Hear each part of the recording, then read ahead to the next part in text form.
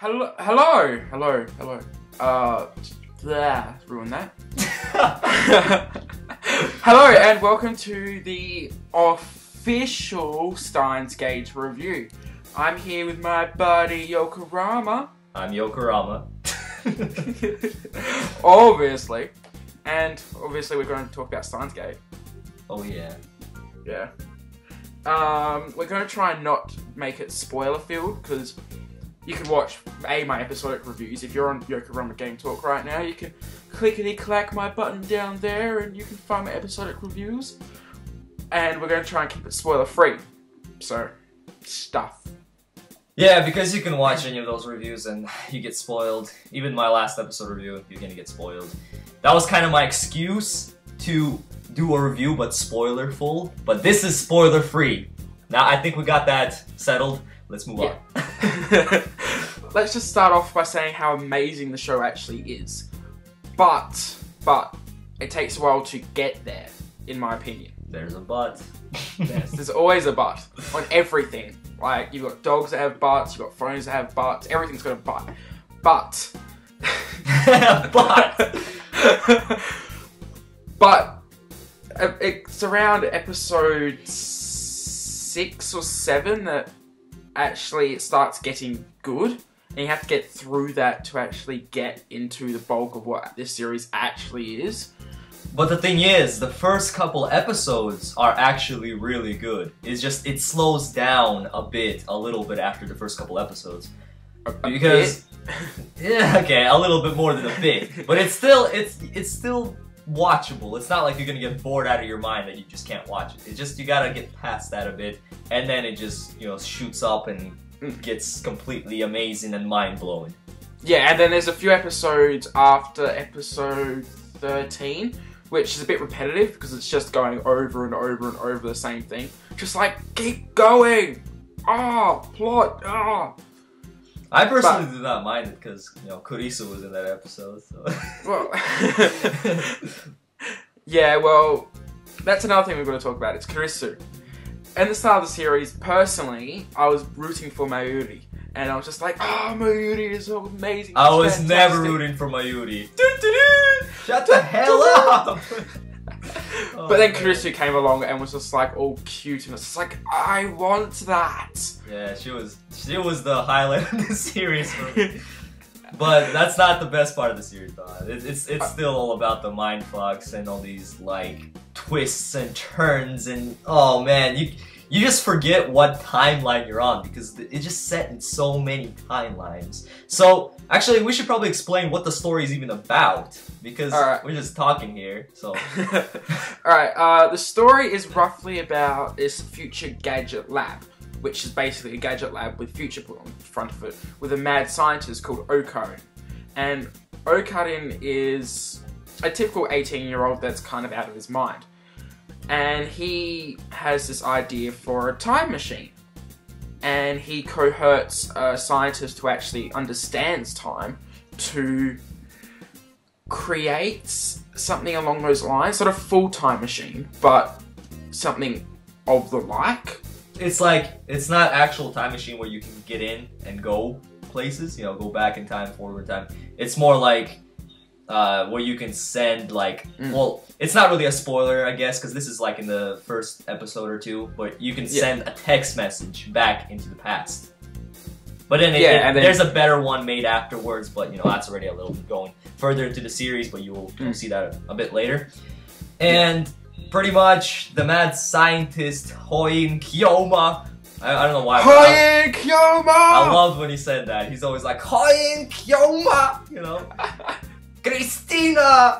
You know, it's just... Assistant Christina! Yeah, it's just... My name's Kurisu.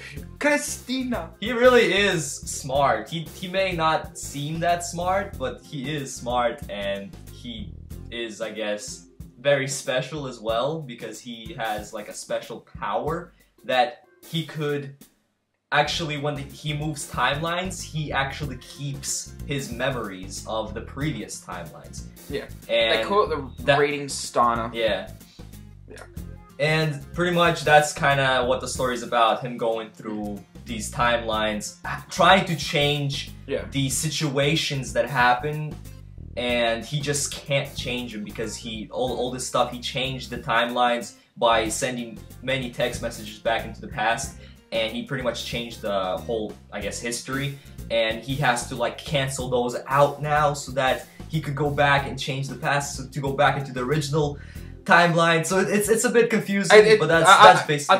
I think we should stop there. Yeah, that's basically the gist. Spoilers, like that's if that doesn't get you interested, then I don't know what will, because that just sounds like a pretty interesting story. To put it in comparison, the series is a lot like Go Who Let Through Time, in the way of he has to keep going back to fix everything, and to make it all perfect. Or to make it back the way it was before. Yeah, well, yeah, depending on what happened at the end. Yeah. But yeah, let's go on. So we already discussed Kurisu. She's freaking awesome. Also known as Christina in the series. Christina, who's actually an American. Oh in the yeah, series. that is Did you true. know that? That is true. You forget. She was supposed to go back to America, but she stayed. We also got a bunch of other minor characters, like this fat otaku person named Toru, right? Daru. Toru. I'm thinking of a different series. No, his name probably is Toru. It's just like it's harder. It's harder. Yeah. So he is this smart genius on the computers that hacks into places. You know, he's a hacker. Super hacker. Yeah. And is he really developed in the series? I don't think he was developed enough. I think they should have let him shine a bit more. I think they gave him sort of, instead of a backstory, they gave him a front future story, if that makes sense. A front story. Oh, that's a new saying now. But yeah, he's 19 years old and he's a first year student at Tokyo University. Another interesting character is of Moeka, who I reckon is the most one of the most interesting of the series. Yeah, she was pretty awesome. Very weird at first, very shy. Yeah, she was easily manipulated. Yes, that was pretty much her character. And to really go deeper into her character, she's very important to the story. So at first she may not seem that important to the story, but she is. Ruka. Who's Ruka? Ruka is the male that turned into a female. That was funny. At first, I was very, very creeped out of that when like there's this like cute little character and it's a guy. I'm like, no. It's like watching Boku no Pico, and it's just like, that was a bit like, I don't know, that caught me off guard at first, but then I'm like, okay, whatever. Yeah. I'll just ignore that fact. And then they actually do I'll ignore that and just watch this amazing series. Everything else is amazing. Who else we got? We got Feris-chan. Feris Nyan.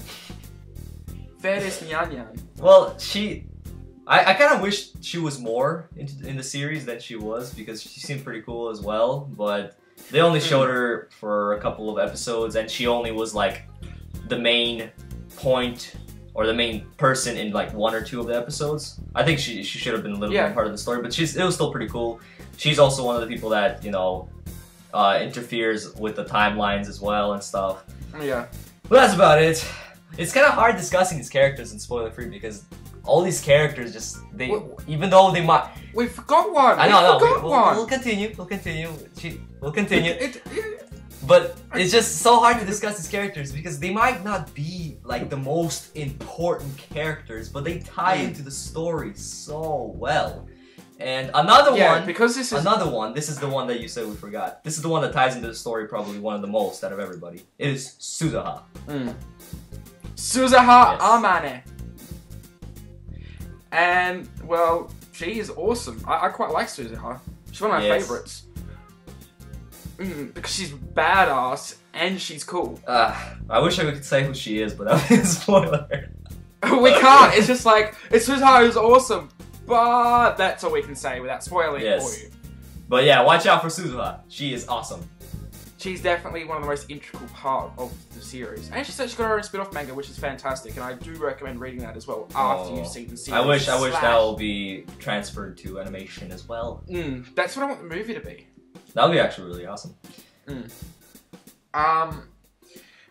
Yeah, because Steins Gate is based off a visual novel, it's got different sort of ways it could have gone. And the way it's gone is the one that most people probably would have liked. I mean, if you played the game, you'd understand what I'm saying. But, in my personal opinion, the way it went was not the way it should have gone. At least, in a sense. It was just... the ending was very anticlimactic, and it was just like, oh, okay, that's cool, whatever. I don't know, I kind of disagree. I think it was a very, very satisfying ending, except it had a few questions that were really, really unanswered and kind of did not make sense. But for me, it was quite a satisfying ending. But I think they could have done something a little bit even better, but I personally do not know what they could do better, but there was some stuff that felt off, but it was still satisfying. See, that's what I think. It was a good ending, and they did wrap it up really nicely. It's just...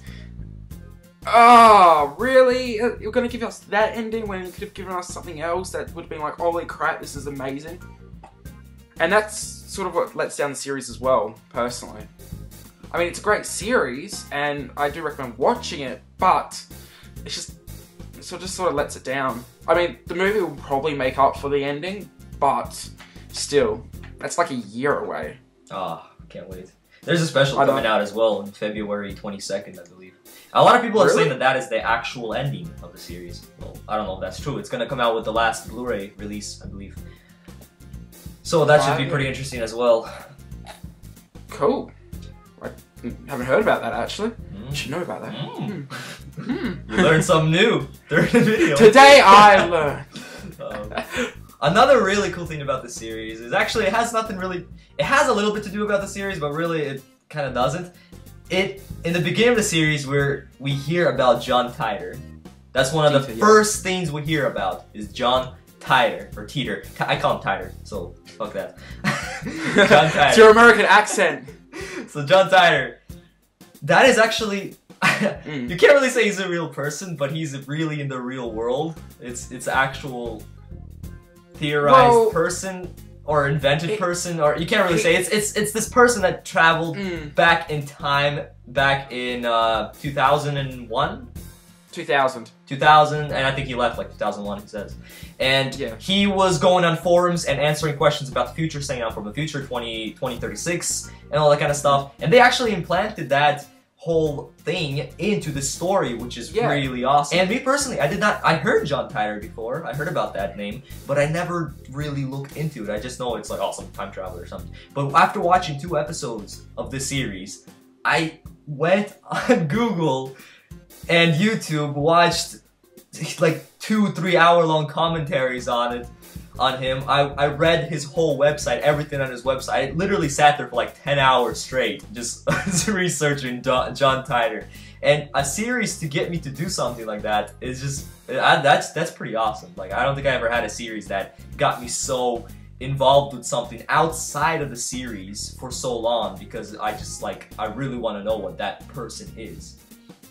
Yeah, I did exactly the same thing when I first watched. I'm like, it's John Titor, I've heard about him, I've seen him somewhere, and I googled him, and the website that was brought up, was from the 90s, but it was just a fantastic website, and I was just reading, I'm thinking, this sounds a lot like the plot of Steins Gate, and it was just amazing how they did integrate this fictional character, who I'm going to say is fictional at the moment, because we've got no idea, and then they pushed them into Steins Gate.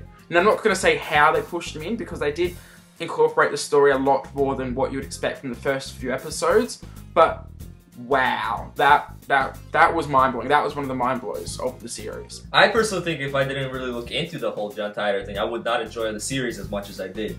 That kind of gave more in depth to the series itself by me knowing about that. So you don't have to go and look up John Titor for 10 hours like we did. You could just You can just Google him for, you know, a few minutes, read a couple of maybe articles, watch maybe like a 10-minute video on him on YouTube, because there's a lot. Just type in John Titor on YouTube, and there's a lot of like videos on him and stuff. And just if you guys don't know who he is, just find out who he is, and the series, it will actually give a lot more depth to this overall story. Exactly, and I agree perfectly. Anything else to cover? The music was good as well. I like the openings. Oh, the opening. At first, I did not like it. I did not like it. I don't know why. I just like the fact that whenever they changed world lines, they changed the theme. Did you notice that? What do you change the theme of the opening? Yeah, they changed like the opening. They changed the animation. They changed pretty much everything. Well, they didn't change it like everything, but they did like different sort of things in the opening. It was fantastic. It reminded me a lot of Madoka in that respect, because Madoka did I never really... I watched the opening for like the first couple episodes, but I never actually watched it afterwards. What I did was just like, you know, I'd go on Crunchyroll, turn on the episode. When it gets to the opening, I'd go to a different tab, you know, listen to it and stuff. So I didn't really notice that, but I should go back and look at that. That actually sounds pretty interesting. Yeah, because I remember in the 24th episode, when I did my reaction, I'm just like, oh, I'll just start singing along because I normally do and I like it. And then the lyrics changed. Why did the lyrics change? Oh, the lyrics actually changed? Yeah, they changed the lyrics as well. I did not notice that. I gotta go re-listen to that. But yeah, that opening at first, for some reason, I did not like it for the first like episode or two. But after listening to it like over and over again, I remember putting it like on repeat on my like YouTube playlist or something, listen to it. I also got this game called Beat Hazard, which is like the spaceship shooter, and you play it by actually putting music in the background, any music you have on the computer, and the asteroids and ships come at the beat of the song, and I played to this opening so much, and I just fell in love with it, and I listened to it over and over again. It's one of those that actually you will go back and listen to after the series is over. Definitely. And the background music was pretty thrilling as well. I really loved it. Definitely in the right scenes as well. It was just... Those intense moments, that music really, really helped a lot to build up the intense. Intensity. If you don't already know, Steins Gate was actually made by the same guys as Chaos Head, which is interesting. I don't know, I've never really seen Chaos Head. I've heard it's a bit rushed. What do you think of that? I didn't really like it too much. It was enjoyable, but it also had a lot of loose ends towards the end, so I didn't really care for the ending. Yeah. It's actually supposed to be set in like same universe. Yeah, it's set in Shibuya while Steins Gate is in Akihabara. That's weird. They said it's like, you know, same universe, but they never really interact. Maybe they'll do some sort of like OVA interacting or something. But this is my point. This is what I was going for. In the next, there's a sequel to Steins Gate, the visual novel. I can't remember what it's called. Steins Gate something or other. And they actually interact with the guys from Chaos Head. And that might be the OVA / the film. Okay, that's pretty good theory. Yeah, I don't know. Chaos Head is pretty much like the main character is like a hikikomori. Neat. That's what he is, and it's powers and stuff. It includes powers, so kind of weird that it's in the same world, you know. But yeah, you should give it a look. It's not too bad. Yeah, I might do it when it comes out on DVD. Cause what has been licensed, both Steins Gate and Chaos Head will be coming out on DVD / Blu-ray next year. I was so excited about Steins Gate getting licensed, and it's so quick. It's been licensed for like a couple months already now. By Funimation. Got licensed by Funimation, Madman, Manga UK. That's the big three. Yeah, and it's also simulcasting on Crunchyroll as well. Yeah, simulcast. But, you know, I'm not sure what country you guys live in, but in America, it's all good. I don't know, in Australia, do they show it on Crunchyroll? They don't show it on Crunchyroll. We get nothing on Crunchyroll here. Oh, man, that sucks. I know, I'm just like, oh, I want it so badly. I got it in the end, but, yeah. I'm not happy how I got it. You have to fight for it. I fought in the depths and bowels of the internet called horrible subs. Oh, man. So, anything else? Final thoughts? Anything to wrap up this video? I'm going to say that even though it may start off slow and people may be put off by it, you have to push through, and it is fantastic once you push through, and you will enjoy the ending. Well, you will enjoy it once you finished it. Me, I said I'm not gonna give ratings, number ratings, but I give this a perfect 10 out of 10, and you guys probably hear me say, you know, I was complaining about some, you know, little parts, but that's like kind of nitpicking, and a bit of slowness in the earlier episodes, but the last, I'd say 5 to 10 episodes, they just made me overlook all of that slowness, and it actually, that slowness really tied in with the end of the episode, end of the series as well, so it kind of made up for that. So this series, perfect score for me, 10 out of 10. It's actually my favorite series of this 2010, 2011. I don't know what year it is. Shit. Steins Gate. I'm traveling back into the past. But yeah. D-mail. D-mail. But yeah, I gotta say this is my favorite series of 2011, and it's really saying something much because it actually passed Madoka for me, barely with the last 2 episodes. If episode 23 wasn't so good, I would still be saying Madoka is my favorite, but just episode 23, that was... Episode 12 also was fantastic as well. Yes, but episode 23 is my favorite. That shit just... I fell out of my bed, I was jumping around, I was running around my room, like my mom had to like, you know, come up to my room and be like, what are you doing? Why are you making so much noise? Because I just couldn't sit still. I was like hitting my head against the table. It was just so freaking watch the episode. You're like, Mom, stop, I'm watching Steins Gate, go away! Oh, it's just I just can't say how good it was. It's just amazing. Yeah, see, for me, I can't overlook the beginning. The beginning of the series is the one that draws you in, and it was really hard to draw me in, as well as a lot of other people. I mean, you can say so yourself that you stopped watching after the first few episodes, did you not? Yes, I actually did. I stopped, and I had to marathon it after... I stopped for about a month. Exactly. You know, people are stopping the series because of the beginning, and that is its main drawback. And that's why you can't get a perfect score from me, if I was doing stuff. It's not bad, the beginning. It's just slow. They could have made it fast. It's still interesting, but they could have the first condensed 2 episodes are amazing, and then it goes downhill from there. And that's probably what people were like, okay, I'll stop watching it. Which is quite sad, hey guys. It happens. It's recommended by both of us. Oh yeah, definitely. Definitely recommended. Both recommended. Watch it fully through. Yes. Like we said, ignore those episodes, just watch them. And you guys will not regret it. I'm telling you, once you guys finish it, you will definitely not regret it. And those people that did finish the series, look forward to the movie. And that OVA, that Fighting for Nippon. And that should wrap it up. So until next time, I've been Dr. Dazza, you've been on whatever channel we're going to put this on. Yokurama? Yeah, YokuramaGameTalk. And I guess we'll catch you around later. Yokurama here, and baby, I'm out.